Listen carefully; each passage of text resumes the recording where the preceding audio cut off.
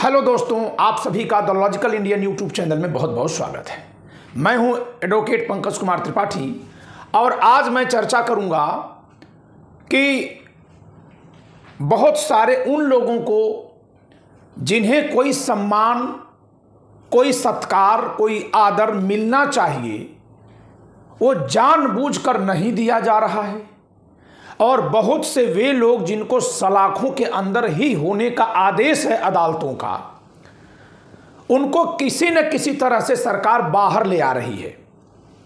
तो इसी को मैंने लिखा है, हैवानों को दुलार, हीरों को दुत्कार। ये क्या है सरकार, कहाँ गए संस्कार? क्योंकि आज जो पार्टी सत्ता में है वो संस्कारों के रखवाली की दुहाई नहीं देती, नारा लगाती है, संस्कृति की रखवाली का दंभ भरती है। ध्यान दीजिएगा, ब्राह्मणवाद, मनुवाद की एक बड़ी समस्या क्या है कि जिसका ज़्यादा पूजन किया जाएगा वो सिर्फ पूजन के लिए ही पूजन होगा, शेष व्यवहार में, रोजमर्रा की जिंदगी में उसकी सामत और शासत होती है। आई बात समझ में? नहीं आई? वसुधैव कुटुंबकम किसकी संस्कृति है? हम सबकी, हम भारतीयों की। लेकिन जब हम वर्ल्ड कप हार गए तो जो जीता उसका अपनी जमीन पर मेहमान का स्वागत इतना भी नहीं कर पाए कि वहां दर्शक दीर्घा में सब लोग रुके रहे। ठीक है, मायूस तो होंगे ही, लेकिन मायूसियत के साथ भी साथ देंगे, कोई बात नहीं है। अगर इतने मायूस होना है तो मत खेलिए, हार होगी ही नहीं कभी।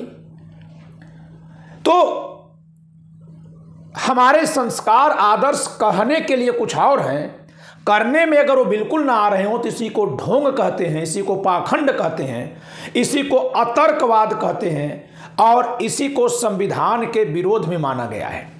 आइए देखते हैं, हैवानों को दुलार, यहां मैंने हैवानों शब्द लिखा है। हैवानों का मतलब सजा याफ्ता, जिनको बलात्कार में, हत्या में, घृणित अपराधों में सजा सुनाई गई हो, उनको तो दुलार दिया जा रहा है।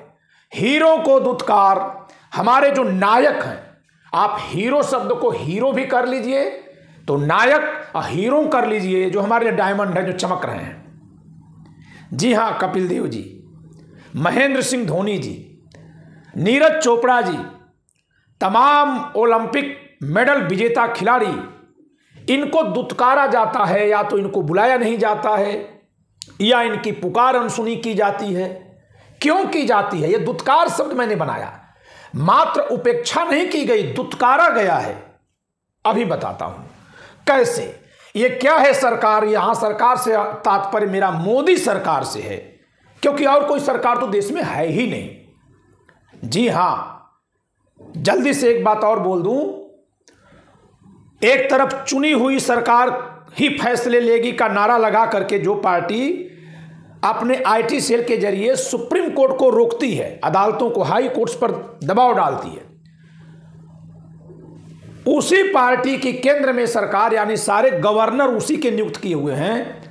वो 3-3 वर्षों से तमिलनाडु, केरला, पंजाब और दिल्ली में तो आपने केजरीवाल सरकार के खिलाफ के कुकृत्य को देखा ही है कि वो गवर्नर्स इन विधानसभाओं द्वारा पारित, जी हां, विधानसभाओं द्वारा पारित विधेयकों पर हस्ताक्षर ही नहीं कर रहे हैं। सुप्रीम कोर्ट ने खूब डांट लगाई है कि संविधान से ऊपर नहीं है आप। खैर, ये संविधान से ऊपर क्या है, तो संविधान को अपने नीचे भी नहीं मानते। तो देखते हैं इन्होंने क्या क्या किया है। पहचान रहे होंगे कौन लोग हैं। ये किसी स्कूल का सीन है ना? देखिए, बोर्ड है पीछे। ये कौन लोग हैं जिनको लाल टीका लगाया गया है और फूल पहनाया गया है? जानते हैं कौन लोग हैं? ये बिल्किस बानो के साथ बलात्कार करने वाले लोग हैं। ठीक है, गोधरा में हुआ, कहीं ट्रेन जली, कहीं कुछ हुआ, उसमें बिल्किस बानो का क्या रोल था भाई? इसीलिए तो मैं द लॉजिकल इंडियन की बात करता हूं कि उस घटना में इनका क्या रोल। अगर उस घटना में रोल है तो जो अपराधी थे उनका, फिर सरकार का। बिल्किस बानो न उस घटना में शामिल है, न सरकार में शामिल है, लेकिन उसके साथ रेप। तो फिर नारी सुरक्षा, नारी की इज्जत, ये क्या है? फिर तो रावण भी ठीक ही था, उसकी बहन की नाक काटोगे तो तुम्हारी बीवी को उठा लाएगा। फूल माला पहना के स्वागत हुआ। स्वागत छोड़ दीजिए, स्वागत तो लोग किए होंगे, इनके परिवार के, संगठन के वो लोग जो कहीं से उत्तरदायी नहीं है, सवाल तो होगा ही। छोड़ा किसने? सरकार ने। क्योंकि सजा दिए जाने के बाद छोड़ने का अधिकार सरकारों के पास चला जाता है, और केंद्र में मोदी सरकार और राज्य में भी बीजेपी सरकार गुजरात में, इन दोनों ने मिल करके अदालतों के निर्णयों को उलट दिया। और ये कई लोगों के मर्डरर हैं, ये लोग कई लोगों की हत्या किए हुए हैं, एक बच्ची को पटक कर मार डाले हैं, अब गर्भवती महिला से बलात्कार करने के दोषी हैं। ऐसे लोगों को हैवान ही तो कहा जाएगा ना, कानून की भाषा में भी, समाज की भाषा में भी। इनको जघन्य अपराध का दोषी कहते हैं, उसी को हैवान कहा जाता है। बाइज्जत बाहर आ गई है सरकार के माध्यम से। देखिए, ये महिलाएं हैं जो टीका लगा रही हैं और मिठाई खिला रही हैं। ये है बाबा राम रहीम, इनको बार बार पेरोल पर छोड़ा जा रहा है, जबकि व्यक्ति हत्या और बलात्कार का दोषी है। क्या बात है, इस सरकार में जो खुद को संस्कारी कहती है, इसको बलात्कारियों से इतना लगाव क्यों है, जानते हैं? इसीलिए मैं कहता हूं कि भारत भर की महिलाओं को इनसे एकदम दूर हो जाना चाहिए। और दूर थी तभी यह संगठन बहुत पहले का बना है, लेकिन कोई पूछता नहीं था। फिर ये भारत माता की तस्वीर ला करके सबको झांसे में लाए हैं, और इस समय सबसे ज्यादा इनका झंडा ढोने वाले ओबीसी समुदाय के लोग हो गए हैं। जी हां, वो नए नवेले हैं, इसलिए कह रहा हूं, क्योंकि ब्राह्मणों के पास तो जब ये पैदा हुए थे तब भी चॉइस थी कि कांग्रेस में रहे कि आरएसएस में। तो जब तुम यहां से छोड़ के वहां गए तो वो भी वहां चले गए हैं।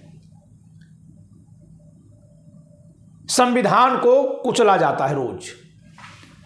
इनको 2 वर्ष में 184 दिन की पेरोल दी जा चुकी है। अब जरा ध्यान दीजिएगा, ये सजा याफ्ता है, ये अपराधी है, आरोपी नहीं है। और आपके देश में तमाम विपक्षी पार्टियों के विधायक, मंत्री, शिक्षा की अलख जगाने वाले मनीष सिसोदिया जेल में। अदालत उन्हें 6 घंटे का मौका देती है अपनी बीमार पत्नी से मिलने का। ये 30-30 दिन के लिए पेरोल पर छोड़ा जाता है। क्यों? क्योंकि जो संस्कार की नकली फर्जी आंधी चलाई गई है भारत में, उसमें पाखंडियों को जनता पसंद करने लगी है। राजस्थान का चुनाव होने वाला है, श्रीगंगानगर जिले के बगल के इलाके में इसका प्रवचन होगा।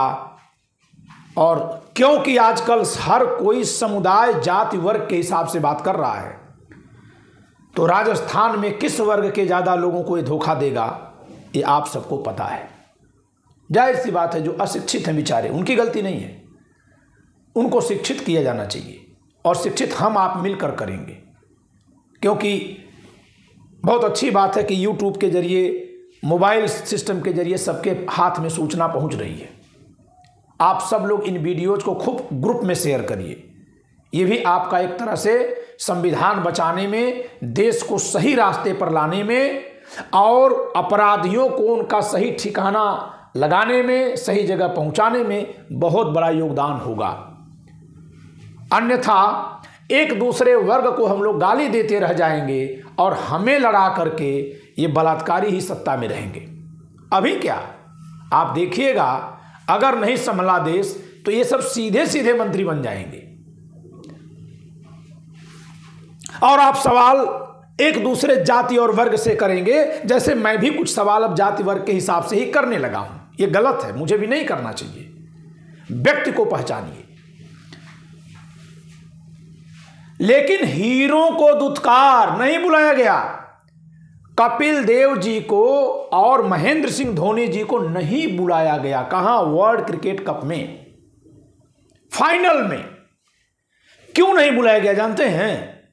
ये 1983 के टीम के कैप्टन हैं, जो हमको विश्व विजेता पहली बार बनाई थी, और ये 2011 के टीम के विजेता हैं, और इन्होंने हमको दूसरी बार विश्व कप दिलाकर गौरव का आभास कराया, गौरव का क्षण दिलाया, वो एक उपलब्धि दिलाई।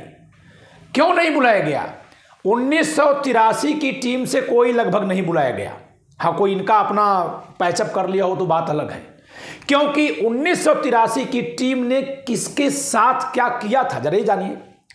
जब ओलंपिक पदक विजेता हमारी महिला खिलाड़ियों ने वर्तमान बीजेपी सरकार, मोदी सरकार के सांसद ब्रजभूषण शरण पर यौन उत्पीड़न के आरोप लगाए और सरकार ने नहीं सुना, जी हाँ, फोटो खिंचाया था मोदी जी ने, तुम तो मेरे घर की हो बेटा, परिवार की, लेकिन जब वो बेटा आरोप लगाने गई तो नहीं सुने।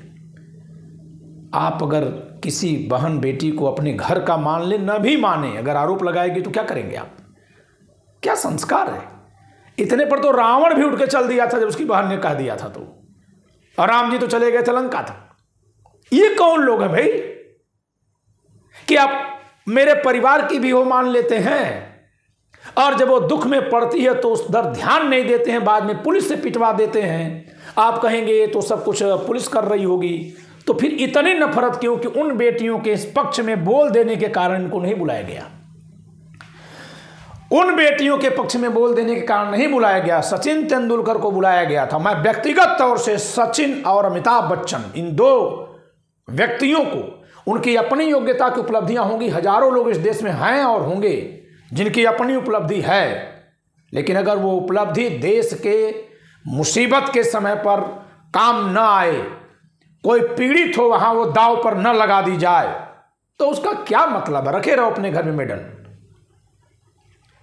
मैंने कभी सचिन तेंदुलकर को देश के साथ न्याय की पुकार में आवाज मिलाते नहीं सुना, तो इनको इसीलिए नहीं बुलाया गया। ऐसे ही नीरज चोपड़ा जो ओलंपिक पदक विजेता है, उन्होंने भी लिख दिया था जब साक्षी मलिक, विनेश फोगाट ये लोग धरना पे थी कि इनकी बात को सुना जाए। ओलंपिक मेडल विजेता, गोल्ड मेडल विजेता, आपको पता है वो वर्ल्ड कप फाइनल के दर्शक दीर्घा में थे, लेकिन कैमरा ने उनको दिखाया तक नहीं है, जबकि ये कैमरा सभी वीआईपी लोगों को दिखाते रहते हैं, नॉर्मल लोगों को भी दिखाते हैं, कोई चर्चा ही नहीं।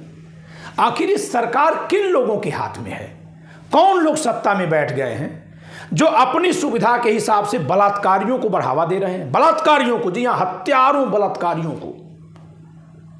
तो एक बात मत भूलिएगा, सभी समाज के लोगों से कह रहा हूं, चाहे आप SC ST कम्युनिटी के हो, OBC कम्युनिटी के हो, या सो कॉल्ड फॉरवर्ड, होते तो जनरल हैं बट फॉरवर्ड, महिलाओं का हमेशा हमारी परंपरा में कागजी आदर हुआ है, कागजी आदर। व्यवहार में उनकी दशा मजदूरों से बदतर रही है, उन्हें किसी तरह का अधिकार नहीं था। और जो सबसे घृणित कुकृत्य उनके साथ होता था कि चाहे वो पति के रूप में हो जाए या किसी रावण के रूप में, बलात्कार आदि हो जाने पर उन्हीं को दोषी माना जाता था। इस लाइन को मेरे जरूर सुनिएगा। क्या ये सरकार ऐसे ही मान्यता को बढ़ावा नहीं दे रही है कि हो गया बिल्किस बानो के साथ तो हो गया, तो क्या होगा, औरत है क्यों? और एक और थियरी इसका सपोर्ट करती है, पूर्व जन्म का पाप है जो कन्या के रूप में पैदा हो गई। जी हां, ये हमारी धार्मिक मान्यताएं इस तरह की रही हैं। पूर्व जन्म के नाम पर किसी के साथ हुए अन्याय के लिए उसी को दोषी ठहरा दिया जाता है, जिसमें सभी महिलाओं को पूर्व जन्म के पाप के कारण महिला योनि में जन्म लेना मान लिया गया। शूद्र वर्ण और अंत्यक जिसको कहते हैं, अछूत, यानी जो लोग भी कोई अधिकार नहीं रखते हैं, जिनके साथ सामाजिक क्रूरता को सामाजिक समर्थन रहा है, उनके लिए भी यही कि ये पिछले जन्म में पाप किया, इस नाते यहां पैदा हो गया।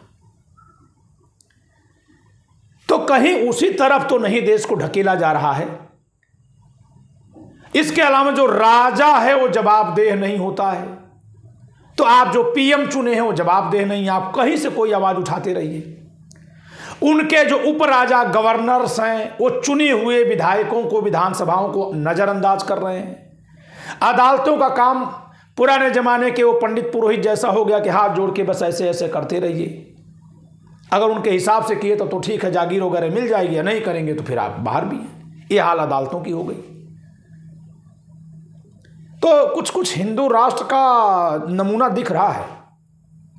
हाँ भाई, जब जो लोग हिंदू राष्ट्र बनाने वाले हैं, जब आज का उनका आचरण, जहां उनको अधिकार मिल रहा है यही कर रहे हैं, तो बनाएंगे तो ऐसा ही तो बनाएंगे ना। कभी आप कल्पना करते हैं कि कितने बड़े वर्ग के साथ सामाजिक अत्याचार सदियों तक चला, कोई पुकार क्यों नहीं हुई? इसलिए नहीं हुई कि जो ऊपर तथाकथित थे उनमें से सब लोग अत्याचारी मानसिकता के थे। ये संभव ही नहीं है। हर समाज में चोर, उचक्के, बेईमान, न्यायी, अन्यायी, संवेदनशील, क्रूर पैदा होते हैं। प्रकृति ऐसा करती है। लेकिन मान्यताएं इस तरह की गढ़ी गई, बनाई गई कि उस वर्ग में जो उदार मानसिकता का था अपनी उदारता दिखा ही नहीं सकता। अगर दिखाएगा तो उस पर सवाल हो जाएगा, वो कायर मान लिया जाएगा। और ऐसा नहीं कि सवाल करने वाले क्रूर होंगे, वो भी चाहेंगे कि इसको लोग मान ले लें, लेकिन वो मान्यताओं के जाल में इतने दब गए कि कोई पुकार ही नहीं कर सकता। तो क्या उसी तरह की मान्यताओं को उभारा नहीं जा रहा है? अब अगला कोई कपिल देव सरकार के विरोध में आयोजित किसी नैतिक, तार्किक, वैधानिक, संवैधानिक मूल अधिकार के अंतर्गत किए जाने वाले धरने का अगर समर्थन करने जाएगा तो उसकी पत्नी, उसका पड़ोसी, उसके शुभचिंतक ये नहीं कहेंगे कि आप ये क्या कर रहे हो, पागल हुए हो क्या? क्योंकि हर व्यक्ति को सुकून, शांति और सम्मान चाहिए। जो देने का दायित्व सरकारों के पास है, और वही वो छीन लेंगे तो बहुत से लोग मजा भी लेंगे। ये देखिए, गए थे साथ देने। जैसे आप में से तमाम लोग मुझे सुझाव देते हैं या मेरी चिंता व्यक्त करते हैं, मेरे लिए चिंतित होते हैं कि आप इस तरह से बोल रहे हैं, लिख रहे हैं, कहीं आपके साथ कोई हादसा न हो जाए। तो ये तो मेरे शुभचिंतक के नाते ही तो आप मना करते हैं ना कि इतना मत बोल दीजिए। इसी तरह से कुमान्यताएं पैदा कराई जाती हैं, ये हो नहीं जाती हैं, ये कराई जाती हैं। आपके सबके सामने देखते देखते हम जो नया भारत बना रहे हैं, इसमें सड़ी गली पुरानी मान्यताओं को बड़ी तेजी से स्थापित किया जा रहा है। किस रूप में? हैवानों को दुलार, हीरों को दुत्कार, और यही है हमारे संस्कार जो यह कर रही है सरकार प्रचार। यही संस्कार इनके हैं। यही सरकार ये जनता को सिखा देगी, मना देगी, दबाव डाल करके, दंड दे करके कि यही संस्कार हैं, इसे ही अपनाना होगा। और बाद में फिर उन्हीं पुराने पोथियों को धूल से निकाल करके जो अभी बंद दिखाई दे रही हैं, कह दिया जाएगा ये तो पहले से था, ये तो बीच में पराभव काल था, भारत गुलाम था सही कहा जाए तो। फिर पंडित नेहरू को मुसलमान घोषित किया ही जा चुका है, महात्मा गांधी को खलनायक किया ही जा चुका है, तो बाबा साहब अकेले कितने दिन टिकेंगे? मैं बहुत विनम्रता से और बहुत अंदर के तर्क से बात कह रहा हूं कि जब आप महात्मा गांधी को हटा देंगे और पंडित नेहरू को उसके बाद हटा देंगे तो बाबा साहब बहुत दिन तक नहीं खड़े रहेंगे। ये तीनों संतुलन करते हैं। आप और भी नेताओं को जोड़ेंगे, लेकिन ये तीन नेताओं का वैचारिक महत्व है। इनमें मतभेद रहा है, एक दूसरे के आलोचक रहे हैं, हम उसको पढ़ें समझें। क्या इनमें से किसी ने किसी को मिटा देने की बात की थी कभी? नहीं। और इन दोनों के भी संतुलन में हैं पंडित नेहरू। इसी नाते पंडित नेहरू को दोनों लोग गाली देते हैं। ये वाला कहता है संतुलन क्यों किया, हमको जल्दी से दे दो, हम सदियों सताए हुए हैं। इधर वाला कहता उधर दे क्यों रहे हो। ये तीनों को हमको अगर संविधान बचाना है, जो संविधान के प्रति अच्छी भाव रखेगा उसे ही आलोचना करने का हक है एक दूसरे को। जो संविधान के विरोधी हैं, जो आचरण से, व्यवहार से, अपने कार्य से, अपने आदेश से, अपने सरोकार से संविधान के विरुद्ध मान्यताओं को जन्म दे रहे हैं, समर्थन कर रहे हैं, आगे बढ़ा रहे हैं, वो इन तीनों में से किसी की आलोचना करे तो आप फौरन उसके खिलाफ खड़े हो जाइए, क्योंकि आप समझ नहीं पाएंगे कि इन तीनों को कैसे तोड़ के अलग करके संविधान को बाद में कुचल दिया जाएगा। तो आज के लिए इतना ही। एक गुजारिश है कि आप लोग वीडियो को खूब शेयर करिए, कर भी रहे हैं आप लोग। धन्यवाद।